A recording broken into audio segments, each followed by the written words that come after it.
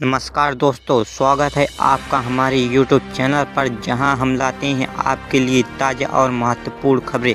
आज हम आपको 8 जनवरी 2025 की प्रमुख समाचार से अवगत कराएंगे, तो बने रहिए हमारे साथ इस वीडियो में। प्रधानमंत्री नरेंद्र मोदी ने आज घोषणा की, देश में बनेंगी 10 नए स्मार्ट शहरों की स्थापना के लिए 50,000 करोड़ रुपए का बजट निर्धारित किया गया है। इन शहरों को आधुनिक तकनीकी और पर्यावरण अनुकूल बुनियादी ढांचे से लैस किया जाएगा, जिससे रोजगार के अवसर बढ़ेंगे और शहरी विकास को नई दिशा प्रदान मिलेगी। संसद में आज महिला आरक्षक विधेयक पर चर्चा होगी, जिसमें लोकसभा और विधानसभाओं में महिला के लिए 33% सीटें आरक्षित करने का प्रस्ताव है।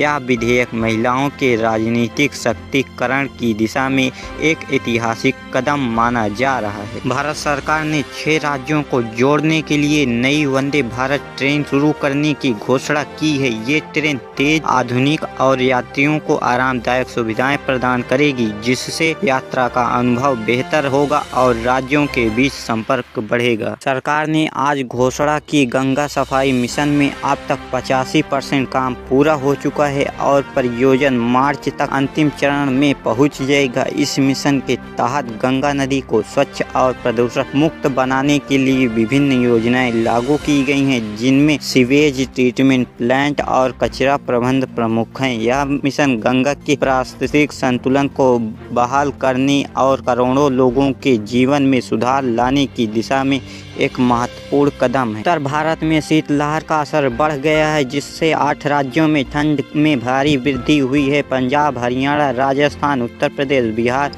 दिल्ली, उत्तराखंड और हिमाचल प्रदेश में तापमान 3 डिग्री सेल्सियस से नीचे गिर गया है। घने कोहरे के कारण यातायात पर भी असर पड़ा है। स्वास्थ्य विभाग ने ठंड के बचाव के लिए विशेष सावधानी बरतने की सलाह दी है और अगले कुछ दिनों तक ठंड का असर इसी तरह जारी रहेगा। भारत के रक्षा उत्पादन में रिकॉर्ड वृद्धि हुई है और रक्षा सामान के निर्यात में भी तेजी आई है। हाल ही में घोषित आंकड़ों के अनुसार भारत का रक्षा निर्यात 2024 में पिछले साल के मुकाबले कई गुना बढ़ा है। यह वृद्धि देश की रक्षा औद्योगिक क्षमताओं और तकनीकी आत्मनिर्भरता को दर्शाती है, जो वैश्विक स्तर पर भारत की प्रतिष्ठा को मजबूत कर रही है। आयुष्मान भारत योजना के तहत 10 लाख नए कार्ड जारी किए गए हैं, जिससे अधिक लोगों को स्वास्थ्य सुविधाओं का लाभ मिल सकेगा। इस योजना का उद्देश्य गरीब और मध्य वर्ग के परिवार को गुणवत्ता वाली चिकित्सा सेवाएं प्रदान करना है। नए कार्ड जारी करने से अब अधिक नागरिकों को अस्पतालों में मुफ्त उपचार का लाभ मिलेगा, जो योजना के दायरे में आते हैं। चीन में कोविड का नया स्ट्रेन सामने आने के बाद WHO विश्व स्वास्थ्य संगठन ने ग्लोबल अलर्ट जारी किया है। इस नए स्ट्रेन के बारे में कहा जा रहा है कि यह अधिक संक्रामक हो सकता है और तेजी से फैल सकता है। WHO ने देश से कहा कि आप सतर्क रहिए और कोविड के मामलों पर निगरानी बढ़ाने की अपील की है। यह अलर्ट दुनिया भर में कोविड को प्रसार को नियंत्रण करने और प्रयासों को और कठिन बना सकता है, जिससे स्वास्थ्य अधिकारियों को उच्च सतर्क बरतने की आवश्यकता है। उत्तर प्रदेश के मुख्यमंत्री योगी आदित्यनाथ ने एक बड़ा ऐलान किया है कि राज्य में हर साल 1 लाख युवाओं को रोजगार मुहैया कराया जाएगा। इस योजना के तहत विभिन्न क्षेत्रों में रोजगार के नए अवसर सृजित किए जाएंगे, ताकि राज्य के युवाओं को स्थिर और अच्छे रोजगार मिल सके। मुख्यमंत्री ने कहा कि यह कदम राज्यों में बेरोजगारी की समस्या को हल करने के लिए उठाया गया है और इससे युवाओं को आर्थिक स्थिति में सुधार होगा। महाकुंभ 2025 की तैयारी के तहत 10 जनवरी से विशेष ट्रेन शुरू की जाएंगी। ये ट्रेन प्रमुख धार्मिक स्थलों तक भक्तों को सुरक्षित और सुविधाजनक यात्रा मुहैया कराएंगी। रेलवे मंत्रालय ने यात्रियों की भारी भीड़ को ध्यान में रखते हुए आंतरिक ट्रेनों की व्यवस्था की है, ताकि महाकुंभ के दौरान किसी भी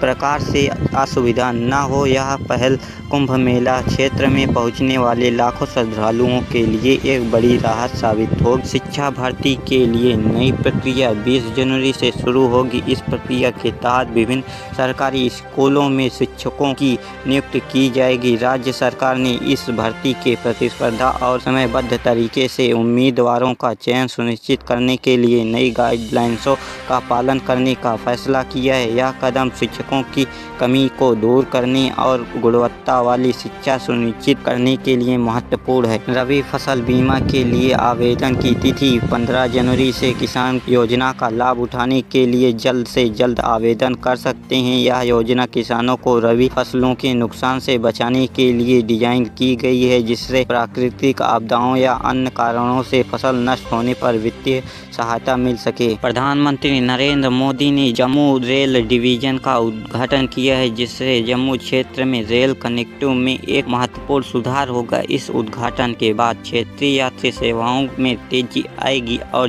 जम्मू के नागरिकों को बेहतर यात्रा अनुभव मिलेगा। यह कदम न केवल जम्मू और कश्मीर के आर्थिक विकास में मदद करेगा, बल्कि सुरक्षा और पर्यटन के क्षेत्र में भी योगदान देगा। इस डिवीजन के बनने से जम्मू और आसपास के क्षेत्रों में रेल यात्रा अधिक सुलभ और सुविधाजनक होगी, जिससे क्षेत्रीय समृद्धि को बढ़ावा मिलेगा। 16 राज्यों में घना कोहरा छाया हुआ है, जिससे कई क्षेत्रों में दृश्य कम हो गया है और यातायात प्रभावित हुआ है। उत्तर प्रदेश में 25 फ्लाइट लेट हो गई, क्योंकि घने कोहरे के कारण हवाई अड्डों पर उड़ान में देरी हो रही है।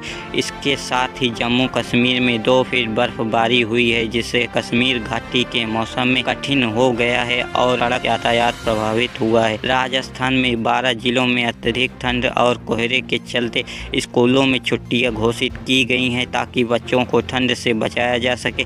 इन घटनाओं के कारण राज्य और केंद्र सरकारों ने शीतलहर और बर्फबारी से निपटने के लिए विशेष कदम उठाए हैं। उत्तर प्रदेश के एक भाजपा विधायक ने हाल ही में आरोप लगाए कि सरकारी अधिकारी मुख्यमंत्री आदित्यनाथ की बातों को नज़रअंदाज कर रहे हैं। उन्होंने कहा कि अधिकारी भ्रष्टाचार में लिप्त हैं और पैसे की हड़पाई कर रहे हैं। इसके अलावा विधायक ने यह भी दावा किया कि उनकी हत्या तक करवाई जा सकती है। यह बयान राज्य में प्रशासनिक व्यवस्था और भ्रष्टाचार को लेकर गंभीर सवाल खड़े करता है। विधायक के आरोपों ने सत्ता और प्रशासन के बीच एक संबंधों पर सवाल निशान लगा दिया है। संभल में विवादित भूमि के बारे में हाल ही में खुलासा हुआ, जिसमें 1905 में पुलिस स्टेशन के निर्माण की भूमि 1929 में एक वक्त संपत्ति के रूप में घोषित की गई थी। यह भूमि मोहम्मद अब्दुल समद द्वारा एक अनरजिस्टर्ड वफानामा के तहत दी गई थी, जिसमें संभल के हजारों बीघा भूमि को मदरसा निर्माण के लिए दिया गया था। हालांकि जांच में यह पाया गया कि वफानामा में दर्ज भूमि का कोई वास्तविक स्वामित्व नहीं है और न ही इस स्थान पर कोई व्यक्ति वर्तमान में रह रहा है। जिला अधिकारी ने कहा कि इस वफानामा का अभिलेख और भौतिक परीक्षण किया गया है और भूमि के वास्तविक दावे पर सवाल उठाए गए हैं, क्योंकि न तो केवल व्यक्ति इस संपत्ति पर दावा कर रहा है और न ही इस जमीन के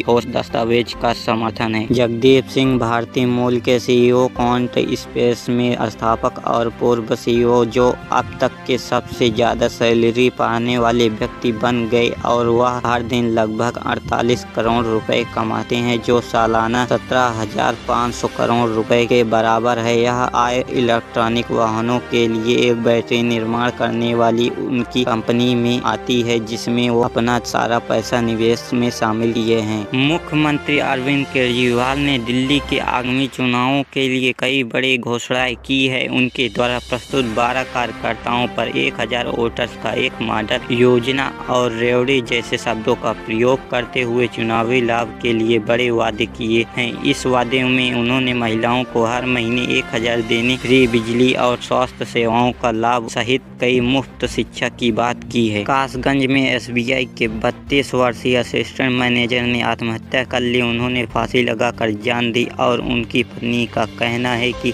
उनके साथ अफसरों द्वारा छुट्टी न देने और मानसिक उत्पीड़न के कारण उन्हें अत्यधिक तनाव महसूस हो रहा था। उनकी शादी 2 साल पहले हुई थी और उनकी पत्नी का कहना है कि ये मानसिक दबाव उनकी आत्महत्या का कारण बनी। घटना के बाद पत्नी बेहोश हो गई और पुलिस मामले में जांच कर रही है। अयोध्या के मलिकपुर विधानसभा उपचुनाव का ऐलान आज होने की संभावना। चुनाव आयोग दोपहर 2 बजे दिल्ली में प्रेस कॉन्फ्रेंस करेगा, जिसमें इस चुनाव की घोषणा की जाएगी और अयोध्या में आचार संहिता लागू हो जाएगी। यह सीट अवधेश प्रसाद के सांसद बनने के बाद खाली हुई है। भाजपा ने 6 मंत्रियों को मलिकपुर में उतारा है और मुख्यमंत्री योगी आदित्यनाथ इस उपचुनाव की रणनीति पर व्यक्तिगत रूप से नजर रखे रहे हैं। वहीं समाजवादी पार्टी सपा ने अवधेश प्रसाद की बेटी को अपना उम्मीदवार तय कर लिया है, जबकि भाजपा ने अभी तक कोई उम्मीदवार का नाम घोषित नहीं किया।